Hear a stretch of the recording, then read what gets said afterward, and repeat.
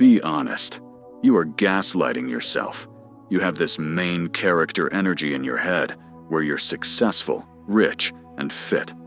But in real life, you're just buffering. You keep saying, "I'll lock in tomorrow," but tomorrow never actually comes. It's called the ambitious but lazy paradox, and it is absolutely destroying your potential. I'm going to tell you a story about a farmer named Caleb that exposes exactly why you feel stuck.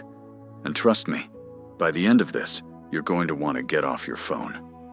We've all been there. It's 3 a.m., and you're scrolling, paralyzed by the gap between where you are and where you want to be. You have the vision, but the energy? It's just not there. You have to ask yourself, ambitious, but lazy? This story of a farmer will change you forever. Hey, everyone. If you're here to learn English with stories, or you just need to reset your mindset, pull up a chair. We're going to dive into some American English practice that isn't just about grammar, it's about life.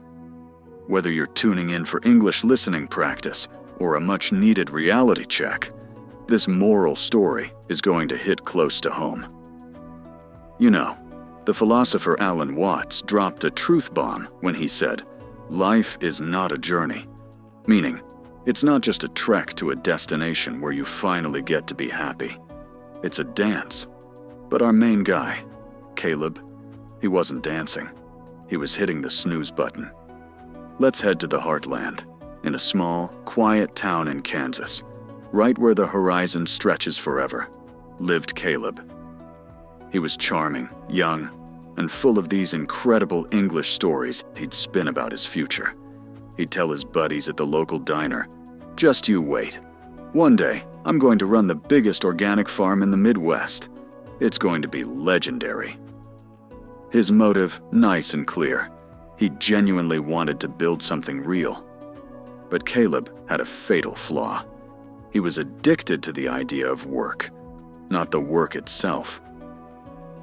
While spoken English through stories usually teaches us how to talk, Caleb's life was a masterclass in procrastination. When the morning sun hit the dirt, the neighbors were already out there grinding, fixing tractors, planting rows. Caleb? He was still in bed, scrolling. He treated his goals like people treat English learning tips. He bookmarked them, saved them for later, but never actually used them. One evening, during that perfect golden hour, Caleb's Uncle Joe stopped by. Joe was the real deal. Old school, gritty, straight out of American folktales. He leaned on the fence and looked at Caleb's empty, dry patch of earth. "Caleb," Joe said, with that deep, gravelly American accent English speakers from the plains are known for. "You talk a lot about the harvest, son, but all I see is dirt." Caleb laughed it off, nervous. "I'm researching, Uncle. I'll start tomorrow. Trust me." But Joe knew that tomorrow is the villain in all English inspirational stories. He reached into his jacket and pulled out 2 small, burlap bags. "Listen close," Joe said. "These are special. This bag, it's the ambition seed. Plant it, sweat over it every day, and it builds a legacy. This other one, that's the laziness seed. You plant that, and it grows fast. It's easy, but it will choke out everything you love." This is the turning point of our motivational story. Caleb stood there, holding his future. He fully intended to plant the ambition seed. But the next morning, the air was cold. The bed was warm. "I'll get to it later," he mumbled. And in a moment of pure apathy, he just tossed both seeds into the yard, figuring he'd sort it out when he felt inspired. We see this all the time in short English stories about regret. We think we can compromise with laziness. Weeks blurred into months. Caleb spent his time waiting for the perfect moment, like a subscriber ghosting an English channel, watching but never engaging. Finally, he walked out to his field, and his heart sank. The laziness seed had gone viral. Thick, nasty weeds had taken over, suffocating the soil. And the ambition seed? It was a fragile, pale little thing, gasping for air. Uncle Joe came back, shaking his head. "Look at this, Caleb. This is what happens. Ambition is like deep English learning stories. It demands your attention every single day. Laziness?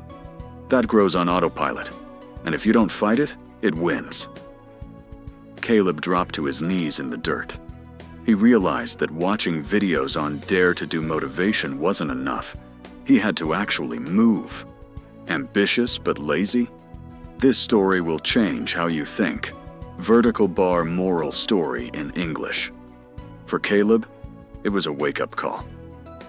The next morning, Caleb didn't hit snooze. He was out there before the birds. He ripped those weeds out with his bare hands until his fingers blistered. It wasn't fun. It wasn't aesthetic. It was a battle. But he watered that tiny ambition sprout every single morning, no matter how tired he was. Seasons changed. And slowly, that little sprout grew into a massive, sheltering oak tree that became the pride of the town. Caleb became the hero of his own life, the kind of character we root for in English motivational stories, the guy who stopped dreaming and started doing. So, here's the takeaway for us. Whether you're here for storytelling for English learners or you're trying to fix your life, the rule is the same. Ambition is a seed. You have to water it with action, or the weeds of later will kill it. Don't let your potential rot in the ground. If these tales in English resonated with you, do me a huge favor. Smash that like button like Caleb's smashed those weeds. It helps us grow this English storytelling YouTube channel and reach more people who need a push. Now stop scrolling and go plant your seed. I'll see you in the next one.